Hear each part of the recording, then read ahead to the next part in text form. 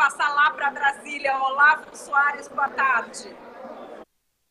Boa tarde, Udaine. Boa tarde, pessoal. Vamos falar de pesquisa eleitoral. Tem uma nova pesquisa no ar, essa feita pelo Instituto MDA, que mediu a situação em São Paulo, mediu o governo, mediu a intenção de voto para o Estado e também a da presidência da República dentro do Estado de São Paulo. Ela trouxe algumas informações bem interessantes. Talvez a mais interessante dela seja o ótimo desempenho de Jair Bolsonaro. Nos dois cenários que foram avaliados, o Bolsonaro está empatado tecnicamente na primeira posição. Quando o Lula é incluído, o Bolsonaro fica em segundo, mas empatado com o ex-presidente Lula. E quando o Lula não está na disputa, o Bolsonaro lidera, mas também empatado tecnicamente com o ex-governador Geraldo Alckmin. Está empatado com o Alckmin em São Paulo não é considerado um problema, um mau desempenho pelos apoiadores do Bolsonaro. A gente lembra que o Alckmin foi eleito governador de São Paulo por 3 ocasiões e certamente em todas essas ocasiões com alguma facilidade.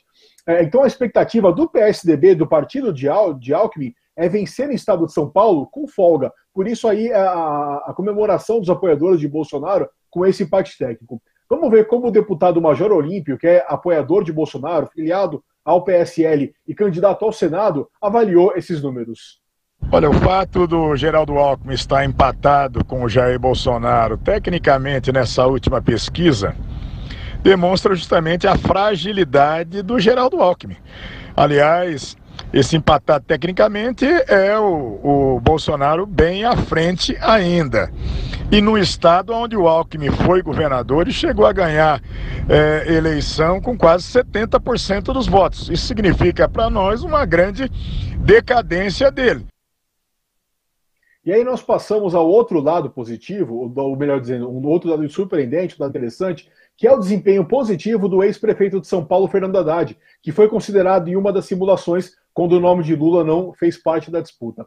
O Haddad registrou 8,3 pontos percentuais, o que colocou ele em terceiro lugar, empatado tecnicamente com a ex-senadora Marina Silva. É ainda muito longe, claro, dos 21 pontos que Lula obteve, mas é muito mais do que o Haddad tem registrado em outras pesquisas. E cabe destacar que essa pesquisa foi elaborada de quinta-feira a domingo. E foi apenas no domingo da semana passada que a gente teve o anúncio aí do trisal, da candidatura tripla de Lula, Fernando Haddad e da deputada estadual Manuela Dávila. A deputada Ana Perugini, do PT, comentou com a gente a pesquisa. Ela fez análise de que o PT reitera que o candidato do partido é Lula, portanto ela viu com alegria o bom desempenho do Lula, e ela falou que, e ela também expôs a opinião, de que é preciso um pouco mais de tempo ainda para compreender o que realmente vai ser a eleição desse ano.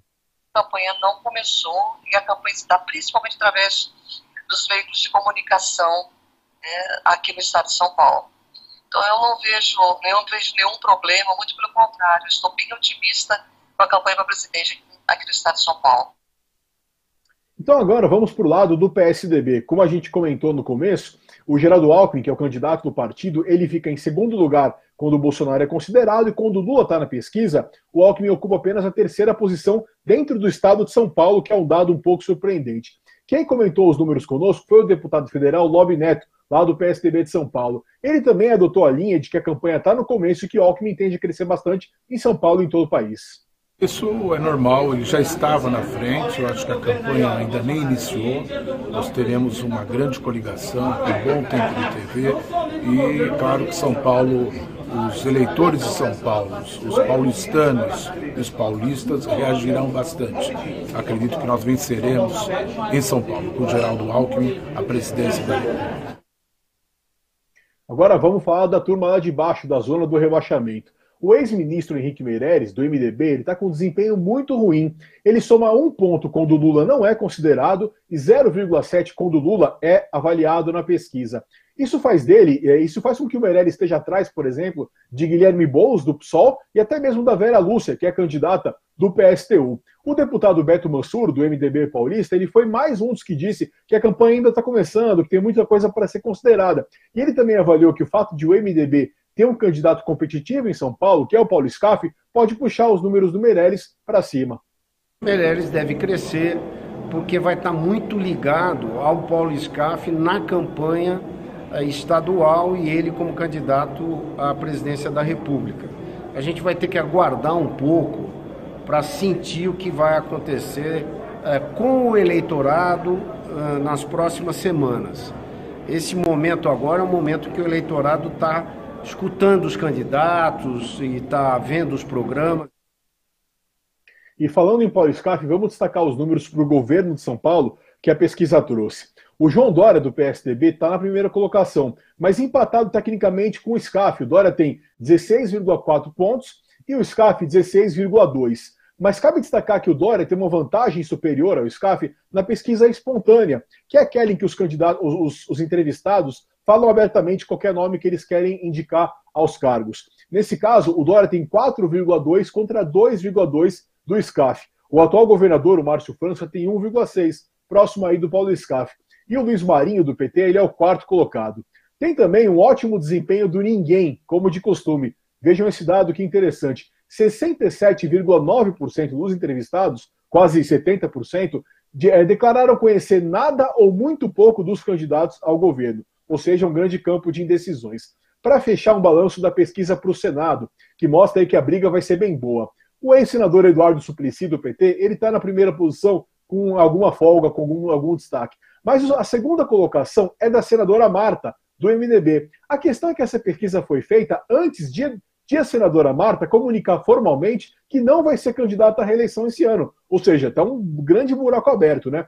Os nomes com melhor posição abaixo do Suplicy e da Marta são o vereador Mário Covas Neto, do Podemos, e o deputado Major Olímpio, que nós ouvimos agora há pouco, que é o candidato do PSL. Essa pesquisa foi realizada pelo Instituto MDA, os números foram coletados entre 2 e 5 de agosto, com 2.002 entrevistados em 75 municípios de São Paulo. Quem encomendou a pesquisa foi a CNT, a Confederação Nacional do Transporte. O registro no TSE da pesquisa é SP 04729-2018. A margem de erro é de 2,2 pontos percentuais e o intervalo de confiança é de 95%, Madeleine.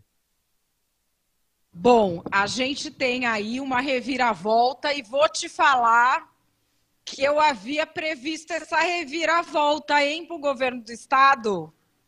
Eu te falei que ia botar a Coronel Carla, o outro ia cair. Aliás, encontrei o Coronel Carla aqui, só que ela não tá dando entrevista ainda. Eu acho que essa coisa de colocar mulheres fortes derrubou da cadeira a candidatura de João Dória, que é uma candidatura que ficou focada ainda naquele rescaldo do pedido de impeachment da Dilma, quando ele era o anti-Lula, e que as pessoas tinham outras questões. Ele ainda está nessa de gestor, que já não funcionou em São Paulo. E no Senado, nós temos uma reviravolta completa, porque a retirada da candidatura de Marta Suplicy é algo que ninguém esperava. O Datena foi colocado ali, ninguém achava que ele ia sair de novo, né? Que ele ia dar para trás de novo. Ou seja, muitas emoções em São Paulo e pode ser que, desta vez, o Estado deixe de ser governado pelo PSDB pela primeira vez desde 1347, é isso? Antes de Cristo ou depois de Cristo? Antes de Cristo, já não era isso? Que era lá no Império Romano, o PSDB já estava em São Paulo. Era o Mendes Sá, né? Não, mas aí é outra coisa, né? Então, temos um cenário bem diferente este ano aqui para São Paulo, né, Olavo?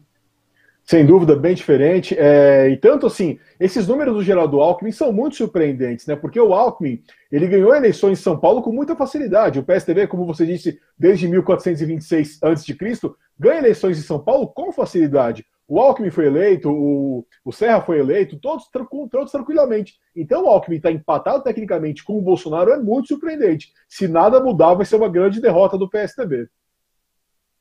Bom, o PSDB que se desfigurou está amargando aí o peso das suas grandes figuras históricas enroladas com a Lava Jato. Enfim, vamos ver no que é que dá. Olavo, um beijo, até amanhã, valeu! Valeu, até amanhã.